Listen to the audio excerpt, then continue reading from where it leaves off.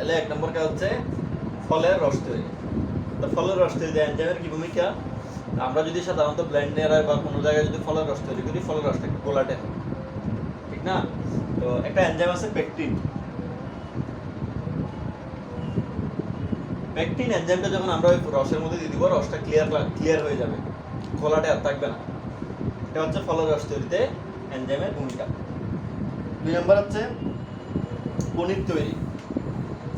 বিখ্যাত একটা খাবার দুধ থেকে তৈরি করা হয়। মোটামুটি দুধের থেকে টক অনেক প্রসেসিং এর মাধ্যমে এই যে দুধের আমরা যেটা ছানা বলি, ছানাগুলো দিয়ে তৈরি করা হয়। পনির একটা জিনিস আছে, এই পনির তৈরি করতে, তাহলে পনির তৈরি করতে লাগা হচ্ছে কোন এনজাইম? রেনিন। রেনিন এনজাইমটা কি তৈরি করতে লাগে? পনির তৈরি করতে। এখন রেনিন এনজাইম ছাড়া কি পনির তৈরি করা যায় না? যায়। খরচ একটু কমও হবে, কিন্তু অনেক সময় লাগবে, অনেক কষ্ট হবে। কিন্তু রেনিন থাকলে অনেক কম, একটু খরচ বেশি হলেও অনেক কম কষ্ট এবং কম সময়ে কি পনির তৈরি করা যাবে। এই 2 নম্বর গেল পনির তৈরি। 3 নম্বর হচ্ছে কাপড়ের দাগ উঠানো। অ্যামাইলেস, লাইপেস, দুটো এনজাইম আছে, অ্যামাইলেস, লাইপেস। এই এনজাইমগুলো দিয়ে সহজেই কাপড়ের দাগগুলো কি উঠানো যায়। কেন? আমাদের যে কাপড়ে দাগ পড়ে, ময়লা, এগুলো বেশিরভাগই হচ্ছে ফ্যাট। বেশিরভাগই হচ্ছে কি ফ্যাট, অয়েল, তেল চর্বির কণার মতো, অনেক তেল চর্বি মোম এই জাতীয়, মাঝে মাঝে কিছু শর্করা। তাহলে তুমি যদি এমন একটা এনজাইম দাও যে তেল চর্বি কি করে ফেলবে, গলায় ফেলবে, তখন কাপড়ের দাগটা অটোমেটিক্যালি কি হয়ে যাবে, চলে যাবে। তাহলে কাপড়ের দাগ ইয়া করার জন্য কি এনজাইম লাগবে? Amylase, lipase. আচ্ছা, 4 নম্বরে আসলো চামড়া লোমমুক্তকরণ। আমরা যে চামড়া শিল্প যে বলি, বিভিন্ন পশুর চামড়া যে আমরা সংগ্রহ করার পরে প্রথম চ্যালেঞ্জ থাকে চামড়ার উপর থেকে কি সরানো, লোমগুলো সরাই ফেলা। এরপর ওই চামড়া দিয়ে আমরা বিভিন্ন ধরনের প্রোডাক্ট বানাই, জুতা, ব্যাগ সহ বিভিন্ন ধরনের প্রোডাক্ট বানাই। এই চামড়ার লোম সরানোর জন্য সাধারণত আমাদের এখানে আমাদের দেশীয় পদ্ধতি অনুসরণ করা হয়, ঠিক না? লবণ দিয়ে ফেলে রাখে, তারপর আস্তে আস্তে লোমগুলো কি হয়ে যায়, উঠে যায়। তো এটা অনেকদিন সময় লাগে, পচা হয়, গন্ধ হয়, অনেক কিছু হয়। কিন্তু এখানে যদি কিছু এনজাইম আমরা দিয়ে দিতে পারি, প্রোটিন পরিপাককারী কিছু এনজাইম। কোন ধরনের এনজাইম? প্রোটিন পরিপাককারী। কারণ চামড়াটা যে স্কিনে, এই যে লোমটা যে স্কিনের সাথে লাগানো, স্কিনে কি আছে? প্রোটিন আছে না? এই যে আমরা যদি ওই প্রোটিনটার থেকে চামড়াটাকে আলাদা করে একটা প্রোটিন পরিপাককারী এনজাইম দিয়ে যদি লোমটাকে গিরে ফেলতে পারি, চামড়া থেকে, স্কিন থেকে যদি আলাদা করে ফেলতে পারি, তাহলে স্কিনটা কি হয়ে গেল? ফ্রেশ হয়ে গেল। তাহলে চামড়া শিল্প এনজাইমের একটা ভূমিকা আছে। তারপর হচ্ছে ক্ষত নিরাময়। ক্ষত নিরাময় হচ্ছে বিশেষ করে পোড়া গেলে, এই যে বার্ন হয়, বার্ন ইনজুরি হয়, বার্ন ইনজুরিতে এনজাইম প্রয়োগ, এগুলো সর্বাধুনিক চিকিৎসা। এগুলো আমাদের দেশে এখনো সেভাবে কি হয় নাই, শুরু হয় নাই। কিছু এনজাইম আছে, ওগুলো দিয়ে একদম ক্রিম দিয়ে করে দিয়ে ব্যান্ডেজ করে দিলে বার্নের যে ওনটা, বার্নের যে ক্ষতস্থানটাতে তাড়াতাড়ি কি হয়ে যায়, শুকায় যায়, তাড়াতাড়ি শুকায় যায়। এরপর হচ্ছে সেই গুরুত্বপূর্ণ একটা জিনিস, হজম। খাবার কারোর হজম হচ্ছে না, সহজে খাবারটা হজম করার জন্য কি কি এনজাইম আমি কি করতে পারি, ব্যবহার করতে পারি?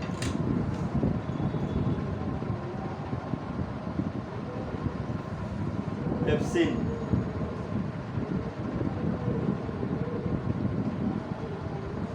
Amylase, Pepin. এই এনজাইমগুলোকে আমরা কি করতে পারি? সহজে ব্যবহার করতে পারি। হ্যাঁ, সহজে। কি কাজে? হজম, সংশোধন। সহজে কোথায় ব্যবহার করতে পারি? হজম, সংশোধন। যেমন পেপিন। পেপিন এটা কোথায় পাওয়া যায় বলো তো? পেঁপেতে পাওয়া যায়। পেপিন কোথায় পাওয়া যায়? সেই জন্য অনেকে দেখবা বলে যে বদ হজম হলে কি খেতে বলে? পেঁপে খাওয়ার কথা বলে। পেঁপে সহজে খাবার পরিপাক করে। ইভেন পেঁপে যদি যে মাংস, যেমন ধরো শক্ত মাংস সিদ্ধ হতে সময় লাগে, যদি একটু পেঁপে দেওয়া হয়, মাংসটা কি তাড়াতাড়ি সিদ্ধ হবে। এটা নিয়েও একটু পরে বলতেছি। তাহলে পেপসিন, অ্যামাইলেস, পেপেন এগুলো কি করে? আমাদের হজম সংশোধনে ভূমিকা রাখে। আচ্ছা, এরপরে 6 নম্বর গেল। 7 নম্বর হচ্ছে প্রাণ রাসায়নিক বিশ্লেষণ। প্রাণ রাসায়নিক বিশ্লেষণ মানে এই যে আমরা বিভিন্ন টেস্ট করাই, ডাক্তাররা এই টেস্ট সেই টেস্ট করাই না, তো অনেকগুলো টেস্ট, বেশিরভাগ টেস্ট বর্তমান যে আধুনিক যে টেস্টগুলো করা হয়, এগুলো বিভিন্ন এনজাইমের সাহায্যে করা হয়। এর মধ্যে দুইটা ইম্পর্টেন্ট তোমাদের বই লিখছে, একটা হচ্ছে ইউরিয়াস, একটা হচ্ছে ইউরিকেস, একটা হচ্ছে কি ইউরিয়াস। এটা ইউরিয়া পরিমাণ নির্ণয় করতে, রক্তে ইউরিয়ার পরিমাণ নির্ণয় করতে কি লাগে? ইউরিয়াস এনজাইমটা লাগে। আর রক্তে ইউরিক অ্যাসিডের পরিমাণ নির্ণয় করতে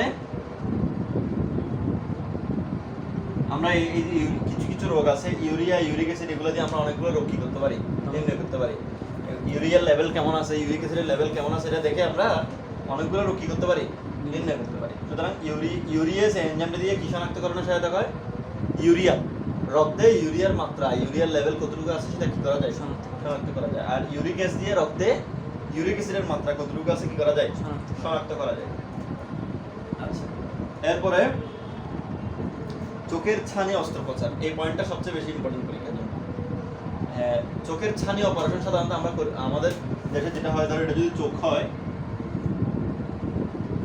এটা কি চোখের মণি বলি আর কি আমরা ঠিক না আর এটা চোখের সাদা অংশ চোখের মণি আর সাদা অংশ এইদিকে একটু করে কেটে এদিক দিয়ে একটা কিছু যন্ত্র ছোট ছোট কিছু যন্ত্র ঢুকে লেন্সটাকে বের করে নিয়ে আসে তারপর ওদিক দিয়ে নতুন লেন্স আবার কি বসাই দেয় এটা হচ্ছে আমাদের দেশের চোখের ছানি অস্ত্রোপচারের নিয়ম এখন ডক্টর জোসেফ স্পিনা নামক একজন ডক্টর আছে ডক্টর জোসেফ স্পিনা উনি করছে কি উনি চিন্তা করতেছে এত যন্ত্রপাতি দিয়ে কাটাকাটি করাচ্ছে ছোট একটা ধরো এনজাইম দিব আমি ছোট্ট একটা ছিদ্র করবো ছোট্ট একটা কি করবো ছিদ্র করবো সেই ছিদ্র দিয়ে আমি একটা এনজাইম ঢুকে দেবো এনজাইম লেন্সটাকে গলায় কি করে আসবে একদম নিয়ে আসবে ছিদ্রটা কতটুকু 0.025 সেন্টিমিটার কতটুকু 0.025 সে চিন্তা করতেছে কি 0.025 সেন্টিমিটার একটা ছিদ্র করবে তার মানে এটা রোগীর খবর হবে 0.025 সেন্টিমিটার এটা আজকে এখন করলে আধা ঘন্টা পরে এটা কি হয়ে যাবে মিলে যাবে এটা ঠিক আছে আচ্ছা এবং উনি এই কাজ করার জন্য কোন এনজাইমের সহায়তা নিয়েছে ট্রিপসিন এটা পরীক্ষা আছে স্যার কোন লেন্স কেন আমরা গলায় নিয়ে আসবো কেন লেন্স নষ্ট হয়ে গেছে চোখের সামনে অবস্থা কাদা হয় লেন্স কিভাবে দিব যাদের এটা কৃত্রিম লেন্স পাওয়া যায় ঠিক আছে তাহলে এই কাজটা কি করা হয় করছিলেন উনি কি দিয়ে অপারেশনটা ট্রিপসিন নামক একটা ট্রিপসিন নামক একটা এনজাইম দিয়ে উনি অপারেশনটা সর্বপ্রথম করছিলেন আচ্ছা চিকিৎসা ক্ষেত্রে এনজাইমের আরো ব্যবহার আমাদের আছে যেমন ধরো আমি তোমাদেরকে কয়েকটা एग्जांपल দিই যেমন যাদের হার্ট অ্যাটাক হয় ঠিক না হার্ট অ্যাটাক হলে এই যে রক্ত জমাট বেঁধে যাওয়ার কারণে যে হার্ট অ্যাটাক হয় ইনস্ট্যান্টলি মানে ইমিডিয়েটলি রক্ত জমাটটা গলানোর জন্য আমরা একটা এনজাইম ব্যবহার করি স্ট্রেপ্টোকাইনেস কি এনজাইম একদম ইনজেকশন হিসেবে আমরা স্যালাইনের সাথে দিই এটা সাধারণত স্ট্রেপ্টোকাইনেস তাহলে স্ট্রেপ্টোকাইনেস কিসের ব্যবহার করা হয় হার্ট অ্যাটাকের চিকিৎসায় ব্যবহার করা হয় আচ্ছা আরেকটা আছে ইউরোবাইলাস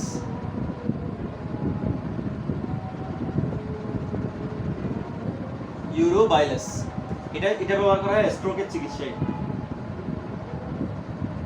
আর এটা ব্যবহার করা হয় কিসে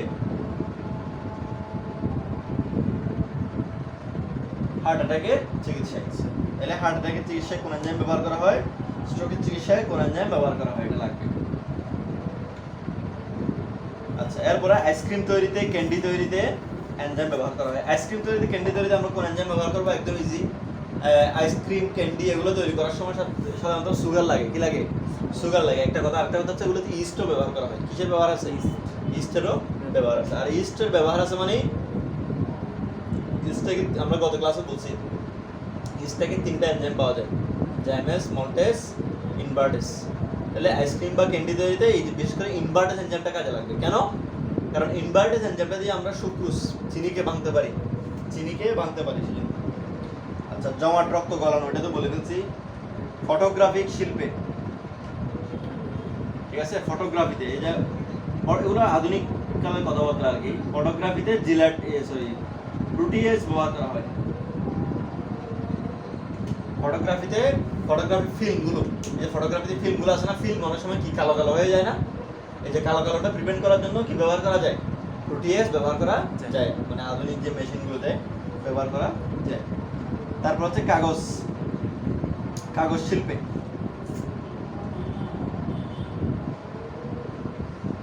এই যে আমরা গাছ থেকে কি বানাই কাগজ বানানো হয় কোত্থেকে গাছ থেকে বিভিন্ন ধরনের গাছ থেকে সুতরাং গাছ থেকে কাগজ বানানোর সময় এনজাইম লাগে জাইলানেস লিগনিনেস ঠিক আছে জাইলানেস লিগনিনেস এই এনজাইমগুলো কিসে লাগে কাগজ শিল্পে লাগে ওই যে কাগজ গাছ থেকে কাগজ তৈরি করার সময় ওখানে যে ব্লিচিং পাউডার হাবি যাবে অনেক কিছু ব্যবহার করি না আমরা এগুলো ইফেক্টগুলো কি করে ফেলার জন্য সরাই ফেলার জন্য এই এনজাইমগুলো আমাদের কি করতে হয় ব্যবহার করতে হয়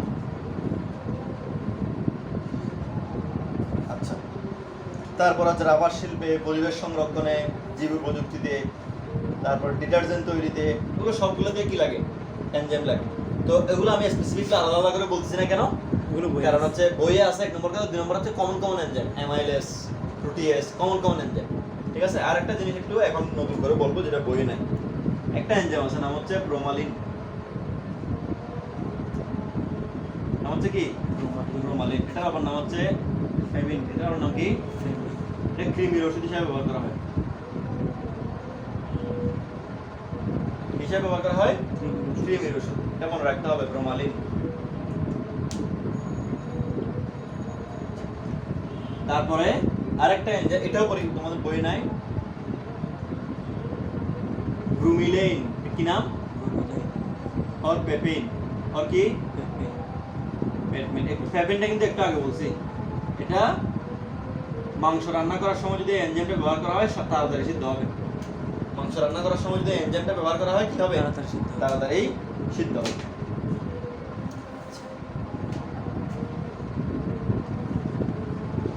এখন আসো এনজাইম এবং কোএনজাইমের পার্থক্য। প্রথমে আমরা জানবো আগে এনজাইম কাকে বলে, কোএনজাইম কাকে বলে। এনজাইম আমরা কি বলছিলাম? প্রোটিন। এনজাইম মানে কি? প্রোটিন। কিন্তু কিছু কিছু ক্ষেত্রে বলছে এনজাইমের সাথে কিছু কি থাকতে পারে, এনজাইমের প্রোটিনের সাথে কিছু অপ্রোটিনও থাকতে পারে। এখন সেই অপ্রোটিনটা কি জাতীয় পদার্থ সেটার উপর নির্ভর করতেছে সেটা এনজাইম হবে কি হবে না। যেমন আমরা কি বলছিলাম, এনজাইম মানে প্রোটিন। কিন্তু এনজাইমে যদি প্রোটিনের সাথে কিছু অপ্রোটিন জাতীয় পদার্থ থাকে এবং সেই অপ্রোটিন জাতীয় পদার্থটা যদি জৈব যৌগ হয় তখন সেটাকে এনজাইম না বলে আমরা কি বলবো? কোএনজাইম। তাহলে কোএনজাইম মানে কি? প্রোটিন যোগ জৈব যৌগ। প্রোটিন যোগ কি? জৈব যৌগ। মানে অপ্রোটিন জৈব যৌগ আর কি। প্রোটিন যোগ অপ্রোটিন জৈব যৌগ। এটা হচ্ছে কি? কোএনজাইম। তাহলে প্রোটিন বেশি ভারী না জৈব যৌগটা বেশি ভারী হবে? কোনটা বেশি ভারী হবে? জৈব যৌগটা। প্রোটিন বেশি ভারী হবে কারণ প্রোটিন হচ্ছে অনেক বড় অণু। প্রোটিন হচ্ছে কি? অনেক বড়। কিন্তু জৈব যৌগ তো অনেক ছোট ছোট অণু আছে। অপ্রোটিনগুলো কি? ছোট। কিন্তু প্রোটিন অনেক বড়। সুতরাং প্রোটিন কি বেশি হবে? ভারী বেশি হবে। এখন তুমি বলো তো এনজাইম এবং কোএনজাইম কোনটার আণবিক ভর বেশি হবে? প্রোটিনের। এনজাইমের আণবিক ভর বেশি হবে, অনেক বেশি। ঠিক আছে? 1 লাখ 2 লাখ ডালটনও হতে পারে। কিন্তু কোএনজাইমের আণবিক ভর দেখবে 500 ডালটন। কয় ডালটন? 500 ডালটন। অনেক পার্থক্য। ঠিক না? অলওয়েজ 500 ডালটন হয় মানে অ্যারাউন্ড আর কি। একটা কথা বললাম। তাহলে গেল এনজাইম কোএনজাইম। তাহলে এনজাইম বেশি ভারী হবে। আমাদের যুক্তি কি বলে? এনজাইম বেশি ভারী হবে, কোএনজাইম কম ভারী হবে। ডায়ালাইসিস নাম শুনছেন আমরা সবাই? ডায়ালাইসিস মানে কি? কিডনি যে কাজটা করতে পারতেছে না সেটা আমরা কি দিয়ে করে দিচ্ছি? মেশিন দিয়ে করে দিচ্ছি। অর্থাৎ কিছু জিনিসকে ছেঁকে কি কারণ আমরা নিয়ে আসবো, কিছু জিনিসকে ছেঁকে নিয়ে আসবো। তাহলে আমরা কাকে ডায়ালাইসিস ছেঁকে আনতে পারবো, মানে কার ডায়ালাইসিস করতে পারবো? এনজাইম এবং কোএনজাইমের মধ্যে আমরা যদি ভাবি যে আমরা এনজাইম আর কোএনজাইমের মধ্যে কি করবো? ডায়ালাইসিস করবো। কাকে ডায়ালাইসিস করতে পারবো? কোএনজাইমকে। কারণ কোএনজাইম কি? ছোট, এনজাইম বড়। এত বড় জিনিস ছাকার সাথে আসবে না, কিন্তু কোএনজাইম ছোট হওয়াতে চাই যে থাকলে কি চলে আসবে। তাহলে আমরা ডায়ালাইসিস করতে পারবো কার? এনজাইমের না কোএনজাইমের? কোএনজাইমের আমরা ডায়ালাইসিস করতে পারবো, এনজাইমের ডায়ালাইসিস করতে পারবো না। আচ্ছা, ভিটামিন। কিছু ভিটামিন আছে যারা এনজাইম হিসেবে কাজ করবে না কোএনজাইম হিসেবে কাজ করবে বলো তো? ভিটামিন কখনো এনজাইম হিসেবে কাজ করতে পারবে না। ভিটামিন হচ্ছে আকারে ছোট। ভিটামিন কি আকারে ছোট? আকারে ছোট মানে এটা আর এনজাইম হবে না। এটা কি হিসেবে কাজ করতে পারে? কোএনজাইম। তাহলে ভিটামিন মাঝে মাঝে কি হিসেবে কাজ করতে পারে? ভিটামিন বানাইতে কত বড় হবে?